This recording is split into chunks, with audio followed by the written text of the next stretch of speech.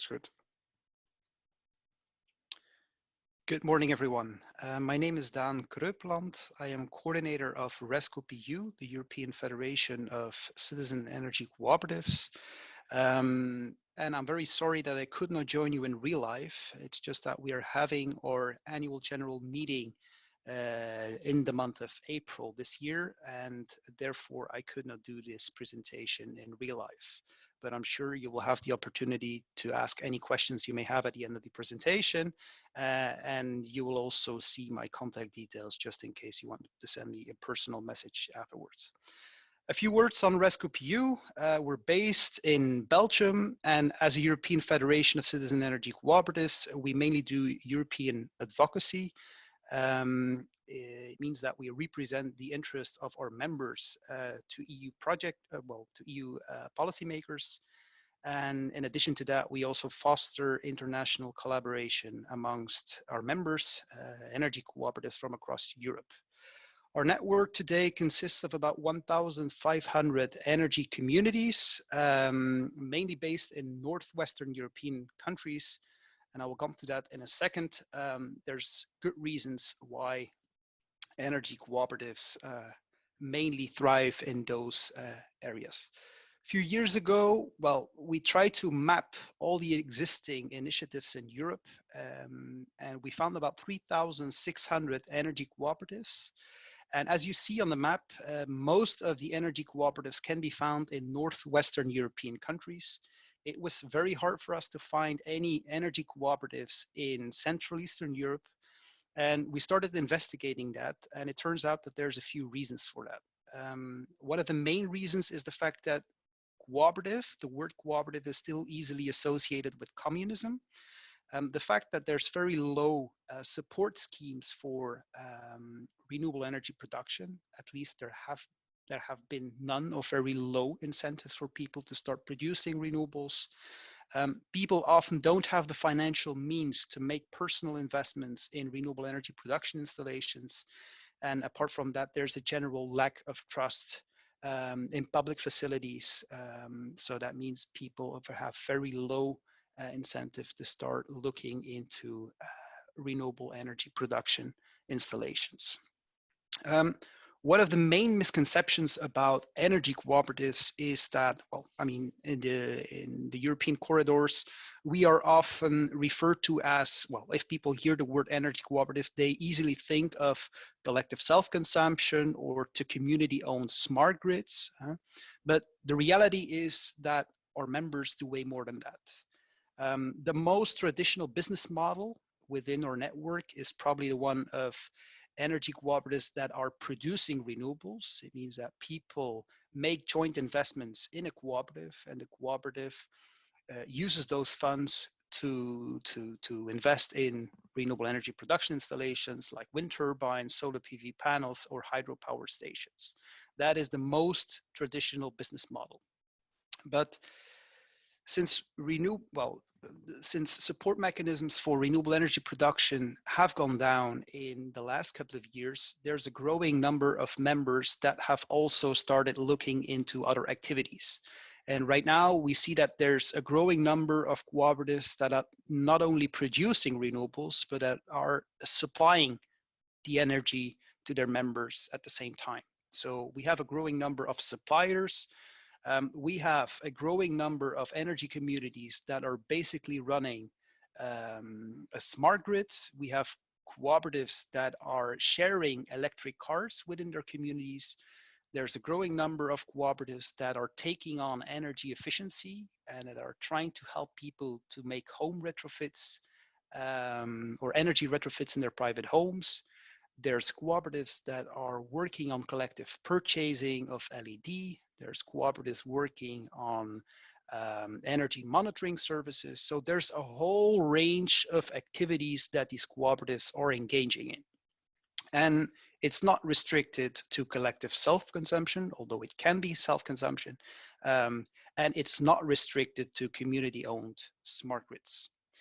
Having said that, what is typical for a cooperative is not the legal form. As you may know, in many European member states, the word cooperative doesn't even exist.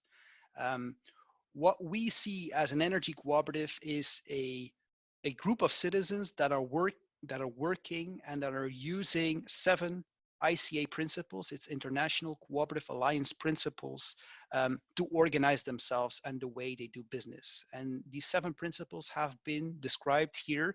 The main ones are the first 3 ones. So that is voluntary and open membership, means anyone should be eligible to join the cooperative. There's democratic member control, meaning that regardless of the amount of shares that you own, you just get 1 vote at the AGM. There's member economic participation, meaning that people actually have to make an economic transaction in order to become a member of the cooperative. A cooperative will always remain its autonomy and independence, so it should not be owned by like a big utility, for instance. We also put a lot of effort into education and training. That's also one of the reasons why I accepted this invitation to do the presentation today. And obviously, cooperatives also try to foster collaboration with other cooperatives, and they have a clear concern for community. So those 7 principles really show what cooperatives are. It's basically the core values that they are applying in their daily business. And right now, I'm going to be talking about the way cooperatives can work with local authorities, including cities and municipalities. And we're basically going to make a Belgian tour.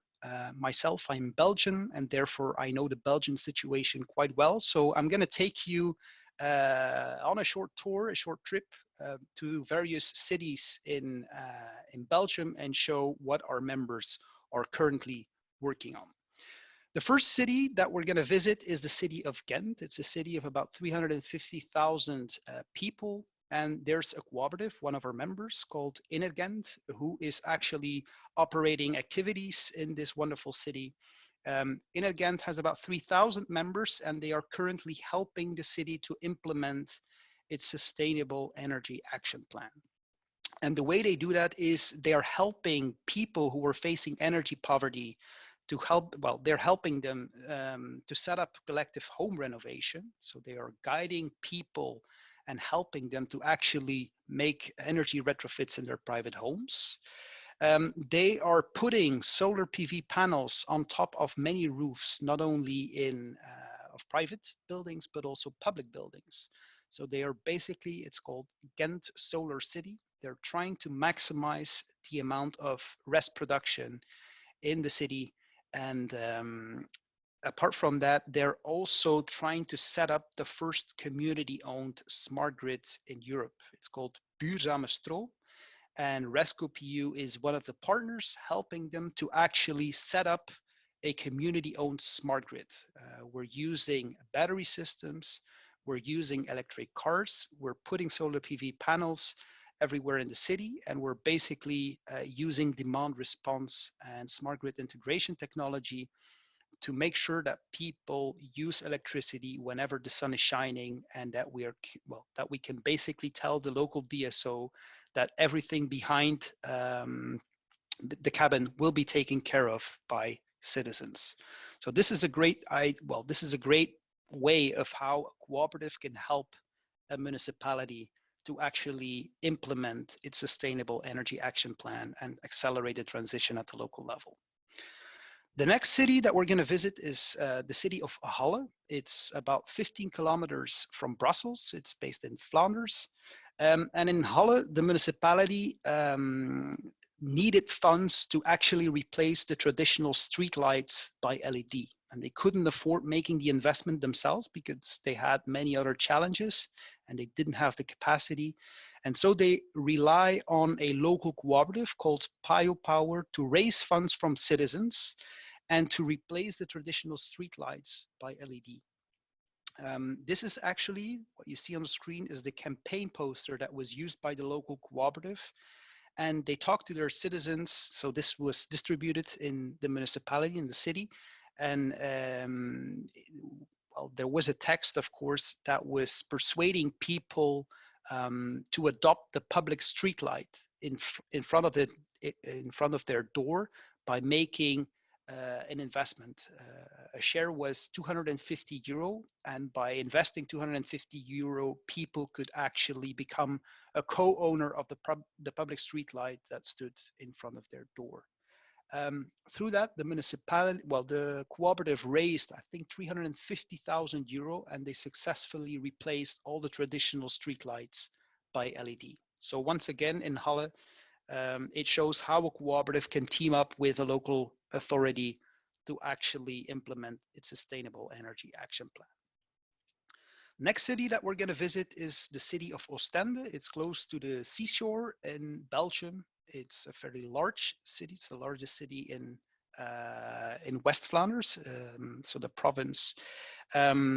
And in West Flanders, there's Beauvais, that is actually a local cooperative. I think they have about 6,000 members, and they are helping the city of Oostende to to set up a district heating network, and they're using the heat from an old incineration plant, and they're using the heat to actually not only heat the homes of private citizens, but also the homes, a range of public buildings. So this, once again, is a collaboration, because the district heating network will be partly owned by the citizens through the cooperative and partly owned by the local authority, by the city of Oostende. Next city that we're going to visit is not too far from Oostende. It's called Eeklo. And in Eeklo, they've actually, there's a lot of wind turbines in Eeklo. That's a first thing that needs to be said.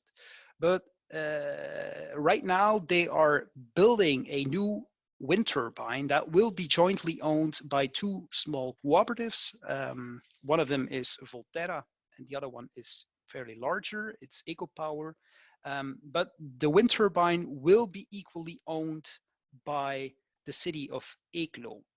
And the main reason why I'm mentioning this project is because it shows that energy cooperatives can put an answer to energy poverty.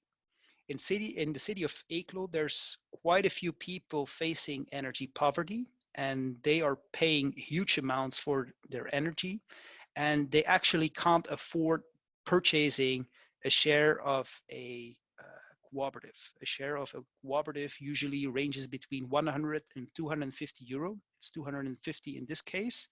So that means for a lot of people facing energy poverty, it's way too expensive to buy a share. So through this model, the city of Eeklo has decided that their share, so they own 1/3 of the project, that their share will be distributed to people facing energy poverty. And that means that these people get access to clean energy at an affordable rate, and that they don't have to pay for the share themselves, because it has already been paid for by the city of Eeklo. The next city that we're going to visit is Leuven, and in Leuven, REScoop EU, in collaboration with the city and with our member mPOWER, we are accelerating the setup of new energy cooperatives. We basically get support as a strategic partner of the city. We basically get support to help new initiatives set up their business. And what we're doing is we're training them. So it's a training program in which we're training starting energy cooperatives to identify projects. And when they are identified, we're basically aggregating everything into one big project investment portfolio. And if we reach the threshold of 30 million euro, we are actually going to go over to the European Investment Bank and ask for support to actually do the project development. So this is through the city that we're accelerating the transition at the local level, and we are aggregating several projects with support from citizens who have not the expertise of being a project engineer or anything like that. We're training them to identify suitable rooftops, for instance, to do the main measurements that are needed, and then everything is aggregated in a project investment portfolio that is then being presented to the European Investment Bank. The final city, and then we're going to end our trip in Belgium, is the city of Amel and Büllingen. where there's actually the city who said that for future wind projects, and they made that decision a few years ago, they said that for wind projects in their communities, a certain percentage should at least be offered to citizens. So that means any future project that will be done in those communities will have to consider citizen participation to a certain extent. So that means in public tenders, they are using citizen participation as an important criteria. Quite recently, two small cooperatives, so that's the local cooperative of Courant, but also mPOWER, have won a public tendering procedure, and they are owning 50% of the wind turbines that they've put on in that community, and 50% of the wind turbines are owned by the two municipalities. So this is actually a great way of shared ownership, not only between two cooperatives at one hand, but also equally shared with the two municipalities.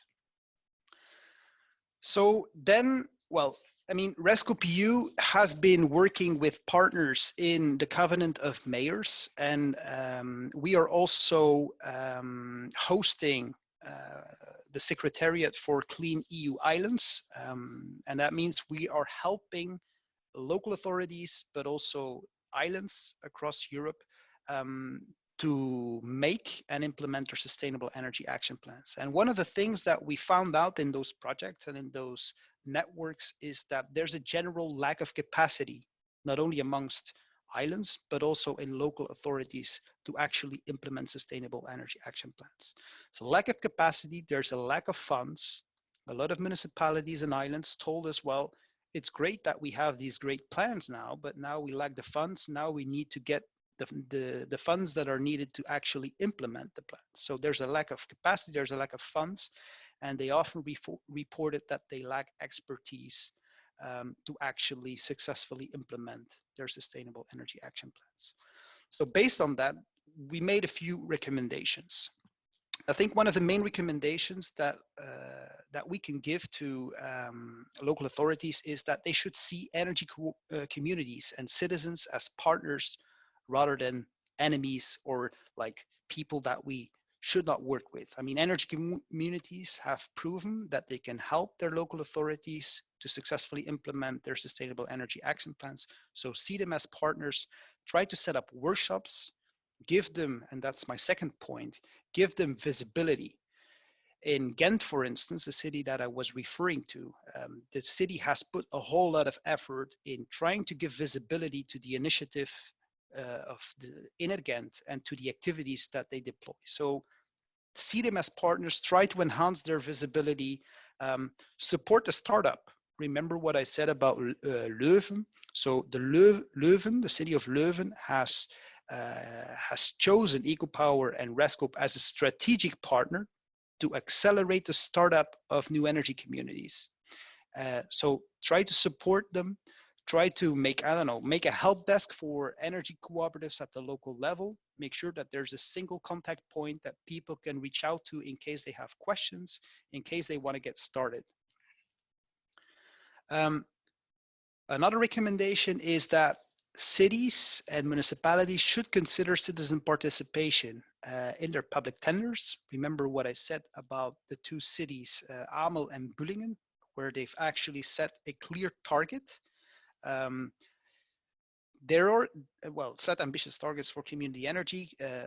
That's what I was just saying. But for instance, in Scotland, they have set targets for community-owned wind projects. And we now see in Flanders, in many provinces, but also in Wallonia, the French-speaking region of Belgium, that there's a growing number of provinces, cities, municipalities that are setting targets for community energy, and that say that for future projects on energy transition projects, citizen participation should at least be considered in the public tenders.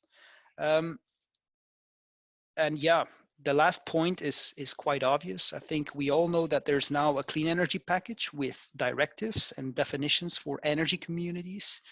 And in those definitions, they're talking about citizens, of course. I think that's quite obvious.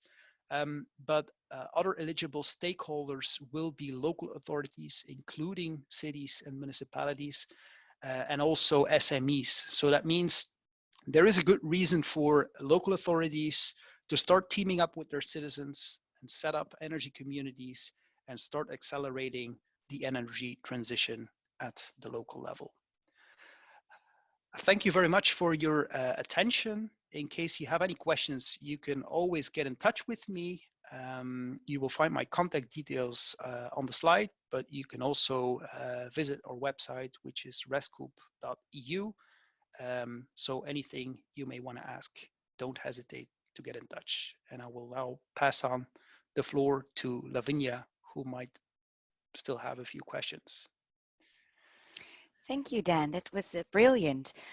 So could you maybe, thinking of the participants of the online course, go a bit deeper in the situation when a municipality doesn't have a cooperative yet to work with, and how that identification process can be started? You mentioned workshop and so on. So how you're doing that in Leuven, can you zoom a bit deeper into that? Mm-hmm. So actually what we're doing, and that's a service that we're offering as REScoop EU to European municipalities and cities, we are actually helping them with what we call the engagement process. So we have developed a methodology that allows us to work with cities and municipalities and help them reach out to the local level, to their citizens, and get them familiar with the concept of an energy community. And we basically help them to set up an energy community and to successfully develop projects at the local level. There's several steps, which I'm not going to go into right now, but we identified several steps that are required to successfully set up an energy community. The first step, of course, is making sure that people understand what the concept is and that they feel like this is something that they can take on at the local level. So the first session will be mainly trying to inspire people at the local level. And in the following sessions, we are training those people to actually become energy experts. We learn them everything they need to know about project development, how to identify a suitable rooftop, what measurements they can take. So we basically train them from we basically train regular citizens to become energy experts and identify potential projects within their community. And so through the various steps, through the various workshops, we are helping them to actually set up an energy community and help the city or the municipality to implement its sustainable energy action plan. I think my main recommendation would be, as a municipality, you need to take the first step and select a partner. So if you don't have an energy community yet, reach out to REScoop EU. Maybe we can put you in touch with an energy community that is that is operating not far from your municipality or city, or we can come over to your region and help you implement the methodology and reach out to the local level and see how your citizens can help you to implement the Sustainable Energy Action Plan. Great, thank you. So in terms of one more question, the collaboration of local authorities within an energy community, could you say a bit about that dynamic, and to what extent the local authority is really intrinsically part of that community, and the role of other public institutions like housing cooperatives or other public bodies that are relevant to foster this energy community? Well, I mean, you can have, I mean, there's different models available, and now with the new definitions, I think there will be a growing number of what we call renewable energy communities or citizen energy communities, where within one and the same legal entity, there will be different stakeholders, not only citizens, but also local authorities. There's a possibility for housing cooperatives to participate in that.